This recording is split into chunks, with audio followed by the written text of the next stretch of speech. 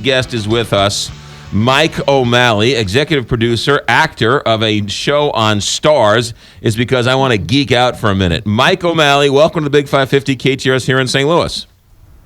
McGraw, Kelly, good to talk to you guys. How's it going? We are great. I need to geek out for a moment and gush over you as Bert Hummel on Glee. Your portrayal of the father was fabulous.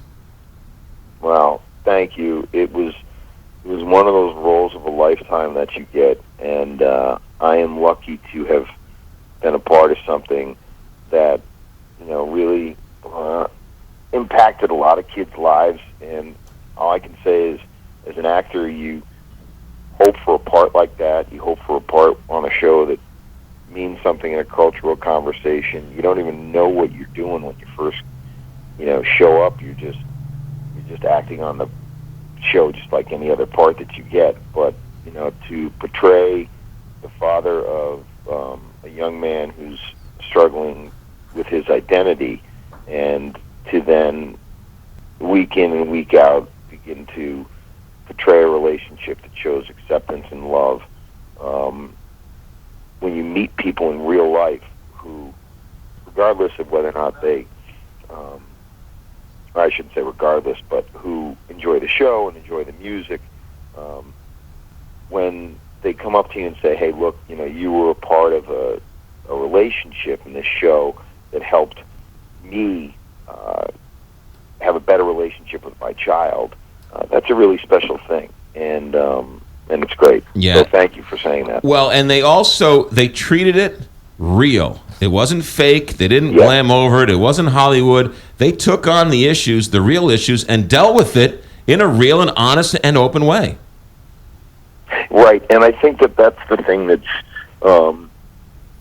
you look at, like you said, there's a way to gloss over and make it seem as if, Hollywood is just going to be very precious with this, or it's all going to be nothing but happy endings. What I liked about it is, here's a young man who is my son on the show, played by Chris Koper. He's realizing that he may not be growing up to be the baseball-loving son, that football-loving son that his father, he believes wants to have. And yet, when he comes out and says, I'm gay, the father doesn't say, all right, that's awesome. Let's move to Greenwich Village, and I'm going to get you start watching Bravo together, and we'll get you a subscription to the Advocate magazine, and this is terrific, and kind of going overboard.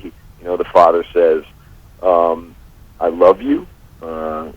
I've known since you were younger that this might be the case, but I can't tell you that I know everything about it, but I'm going to try. Yeah. And I think that's a more realistic, portrayal of it. Mm-hmm. I think it's hard, especially in this day and age, but it's also wise for parents to let their children, as they're going through adolescence, evolve in their own way and reveal who they are as they go through it, rather than to impose upon them. And I'm saying, if they think that their kid is, maybe, struggling with a situation similar to this, like there's, now kids just kind of have to make their way through it not on their own, but they have to sort of evolve into who they are on their own, and you can just really be there to support them. That scene where he comes out and tells you he's gay, the other scene that gets me every time, Mike OMalley, who played the father on Glee, is when your son's leaving to go to New York, and he says, I'll be back, Dad, and he gets out of the car, and the dad says, no, you won't. Oh, I know. Gets you every time. Yeah, it kills me. I'm one of these guys, like, I have, that wasn't hard for me to do, because I have a 12-year-old, a 10-year-old, and an 8-year-old, and I swear I am living, I sort of, I'm nostalgic as I'm going through the moment. Like, I just see them. I feel like I'm Holden Caulfield and Catcher in the Rye. I'm just trying to prevent. I'm trying to be the Catcher in the Rye. I'm trying to prevent them from running into adolescence and experiencing the pain of life, because I just love their age. I love being around them. I love being a dad, and it's hard. I think that we love our children in a different way than we love our parents, right? It's like we have kids that if our kids didn't call us and we didn't know where they were, we'd be like, oh my God, I haven't talked to my kid in a half a day or a day. And whereas our parents are probably thinking the same thing about us, right? But we're like, I'll call mom and dad later. It's just it's a different relationship, and maybe it's one that probably one of the reasons we start calling our parents, as they get a little bit older, a little more often, is because we realize it. Mike OMalley, we still like you, even though you're a Patriots and a Red Sox fan. Let's talk about let's talk about your new show on Starz. You've teamed up with LeBron James. Tell us about this. Yes. So LeBron James is, other than being a really generous guy who just decided to put 2,000 kids through college from his hometown of Akron, Ohio, and basically just, I think he gave $80 million. I mean, talk about dropping the mic and raising the bar for every other professional athlete. So saying, what are you prepared to do for people from your hometown? We decided a couple years ago to do a television show about what it's like to be a young athlete from a poor neighborhood. This is a fictional show. This is a comedy starring Mike Epps and Tashina Arnold and Ronrico Lee.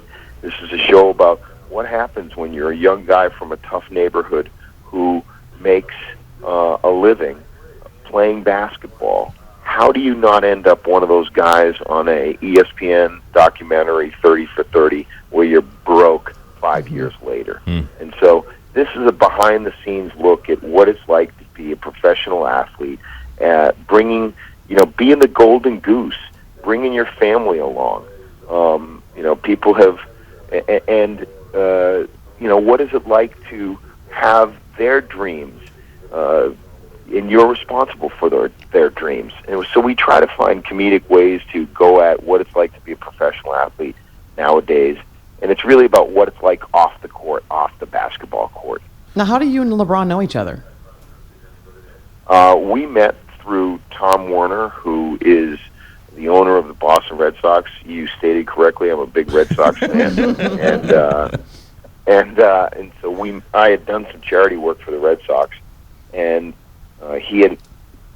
this is a long, convoluted relationship, but I'll explain it because look at it. What better to talk about this morning? But basically, Tom Werner, as part of the Fenway Sports Group, they bought a marketing company that LeBron James owned, and he and his buddies from home, LeBron James. I could draw a diagram for you guys to explain this.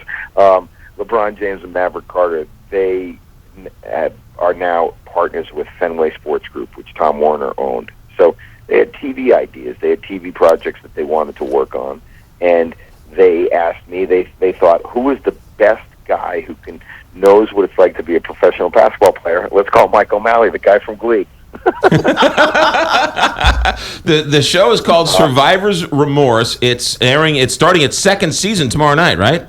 It's debuting tomorrow night? Yes, it is. And so, and I had written on Shameless. So while I had been on Glee, acting on Glee, I was only doing an episode maybe. I'd work 1 or 2 days every, week or 2 weeks, especially during the second season.